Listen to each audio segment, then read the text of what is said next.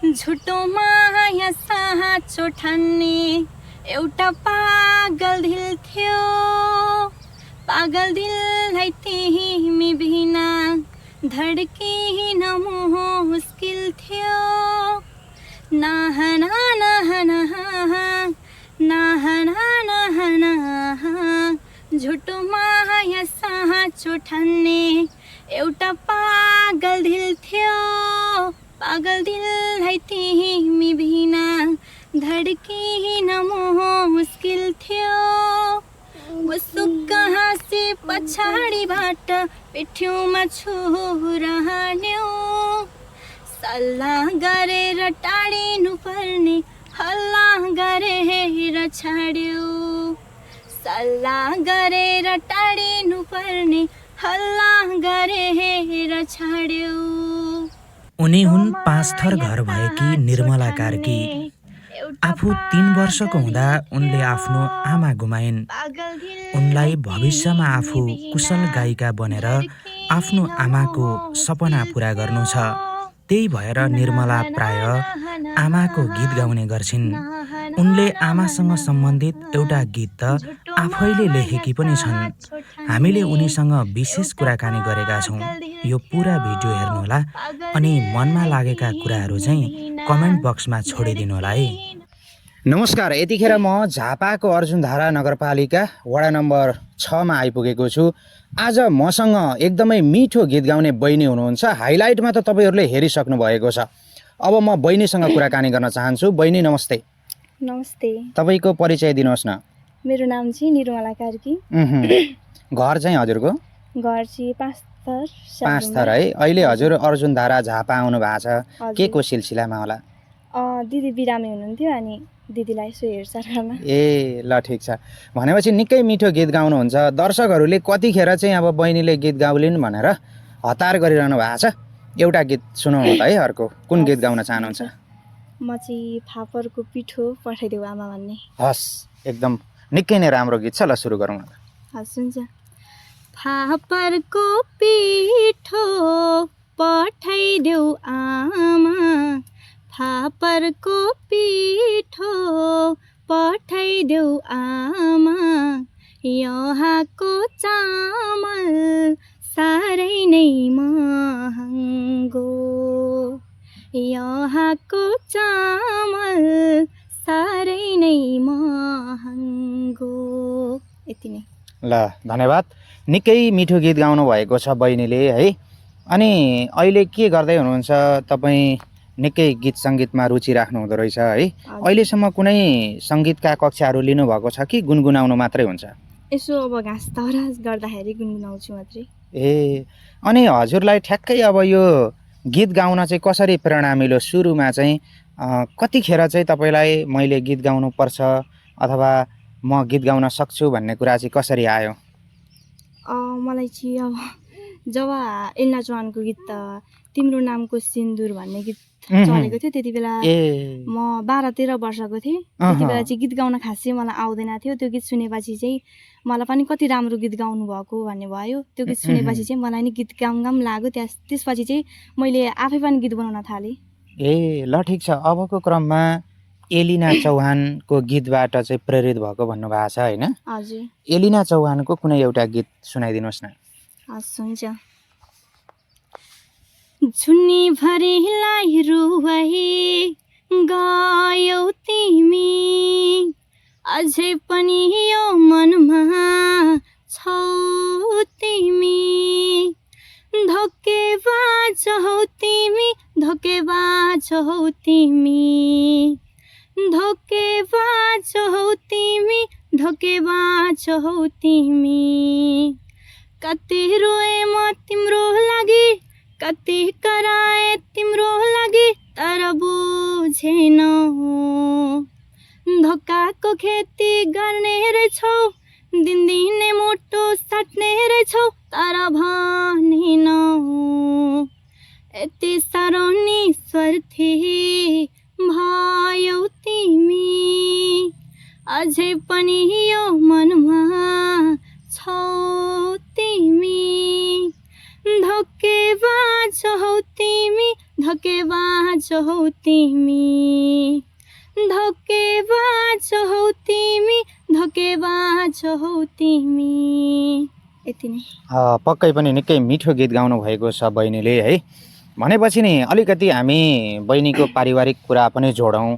यतिखेर घरमा चाहिँ को हुनुहुन्छ बहिनीको? घरमा चाहिँ मम्मी बुवा अनि भाउजू अनि बहिनी। ए ल ठिक छ।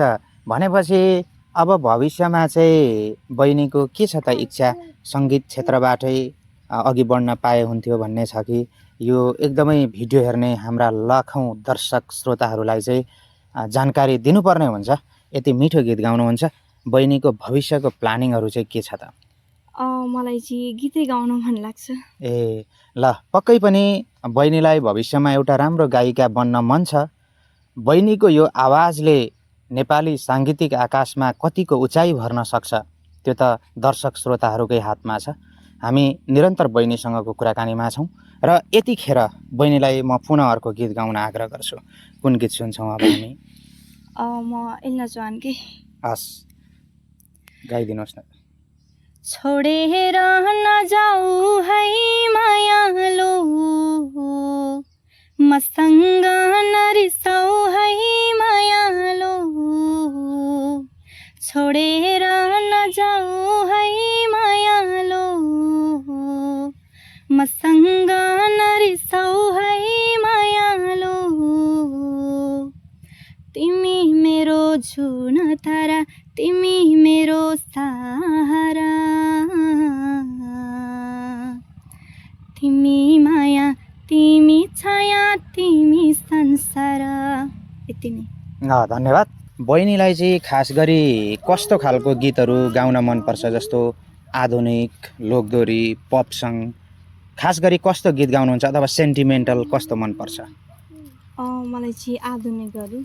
ए आधुनिक धेरै मनपर्छ है? हजुर। अनि सबैभन्दा धेरै मनपर्ने गायक गायिका चाहिँ को हुनुहुन्छ बहिनीको? मलाई एल्ना चौहान। एलिना चौहान है? हजुर। अघि पनि भन्नुभएको छ एलिना चौहानबाटै मैले प्रेरणा पाएँ भनेर होइन? हजुर। ठिक छ, हामी कुराकानीको क्रममा छौँ। फेरि अब दर्शकहरूलाई अर्को गीत सुनाउनु पर्दाखेरि कुन सुनाउन चाहनुहुन्छ? आफै गीत आफै बनाएको गीत। ए आफै गीत पनि लेख्नु भएको छ? हजुर अलिअलि। अब एल्ना चौहानको गीत सुनेपछि चाहिँ मलाई चाहिँ पहिला त थाहा थिएन, आफै बनाएर गाउनु भयो जस्तो लाग्यो, त्यही भएर मैले नि आफै गीत बनाउन थालेँ। ए ल सुन्नुहोस् है त, अब बहिनी आफैले लेख्नु भएको गीत कस्तो छ त? ल सुनाऊ।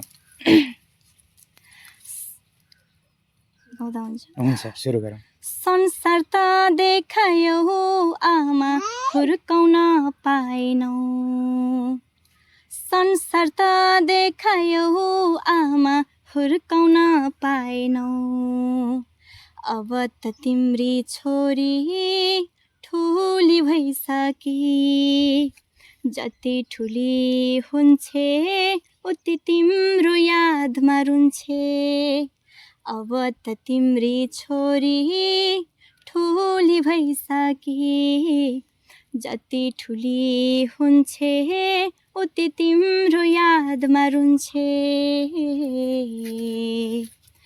आमा तिमी कहाँ छौ तिम्रो अभागी छोरीलाई साथमै लैजाऊ आमा तिमी कहाँ छौ तिम्रो अभागी छोरीलाई साथमै लैजाऊ।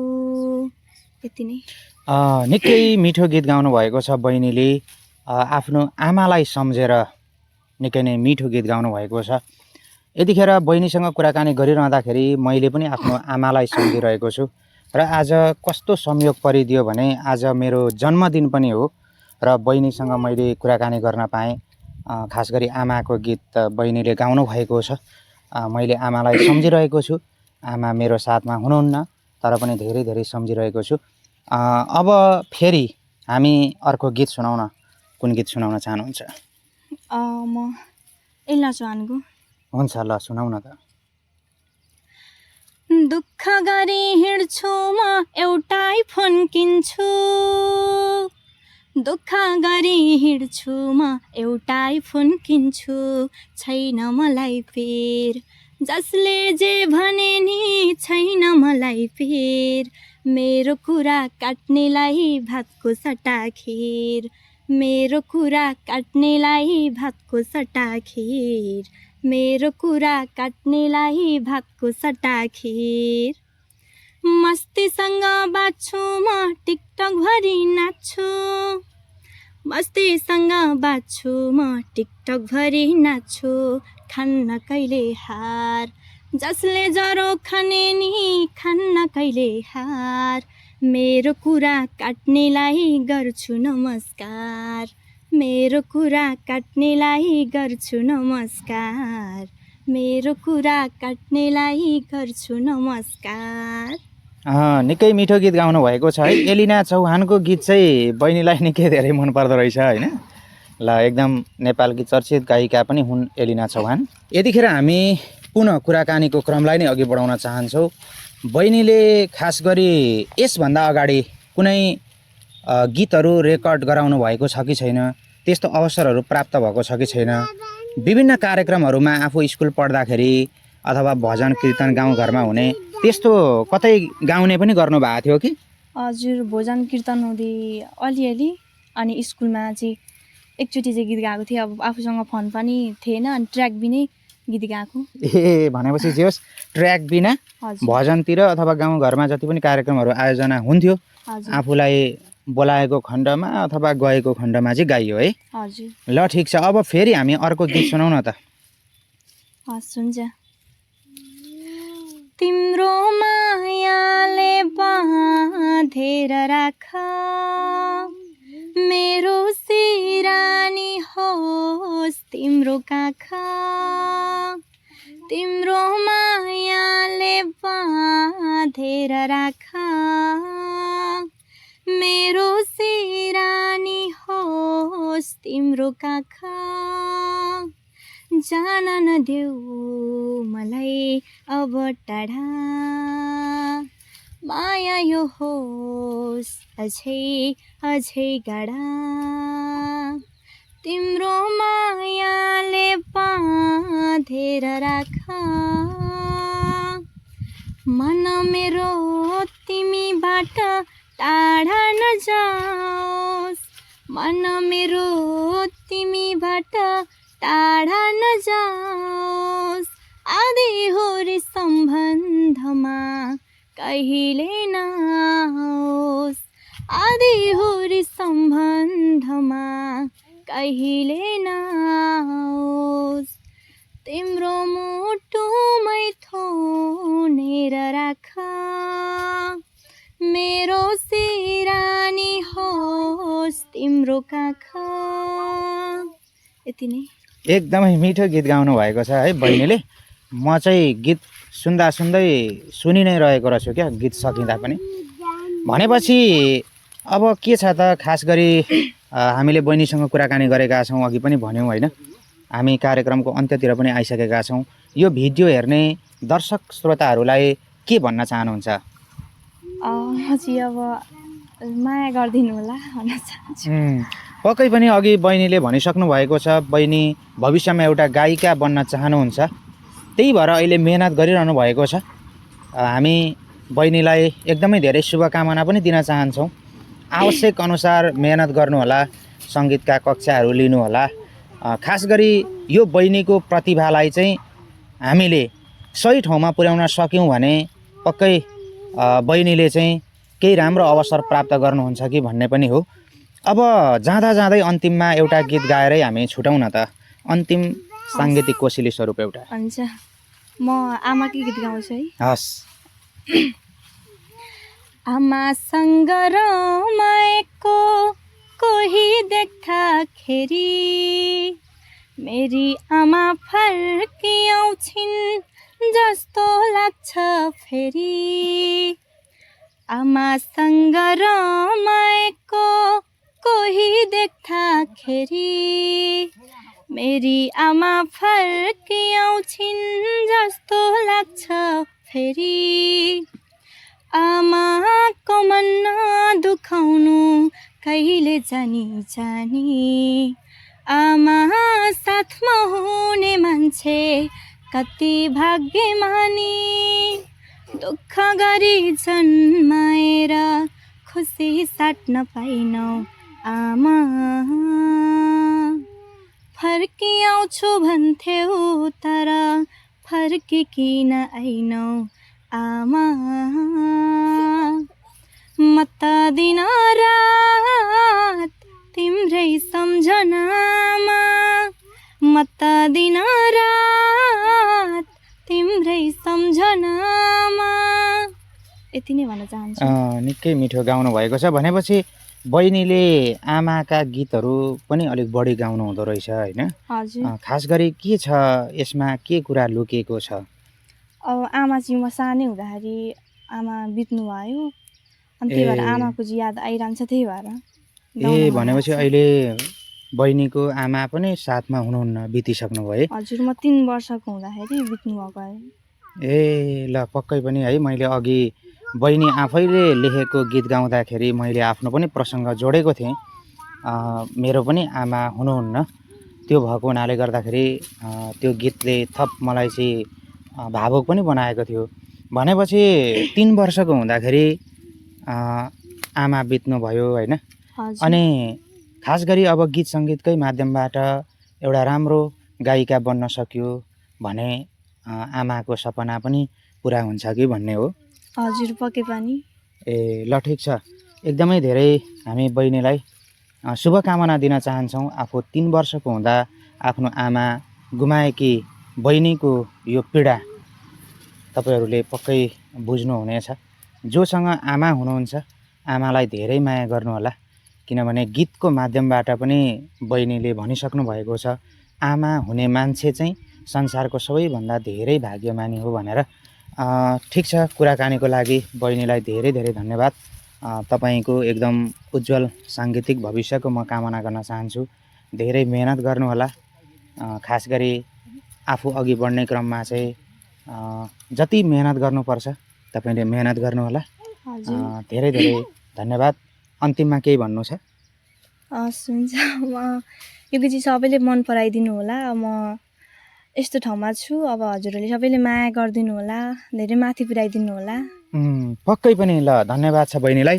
दर्शकवृन्द, हामीले आज कुराकानी गऱ्यौँ 5 थर घर भएकी निर्मला कार्कीसँग, जसले चाहिँ यति मिठो गीत गाउनुहुन्छ। सानै उमेरमा आफ्नो आमा गुमाएको पीडा गीतबाट त्यसै गरी हामीसँगको अन्तर्वार्तामा बताउनु भएको छ। बहिनीलाई धेरै धेरै शुभकामना छ। हाम्रो भिडियोलाई धेरैभन्दा धेरै लाइक अनि कमेन्ट र सेयर गर्न पनि नभुल्नुहोला।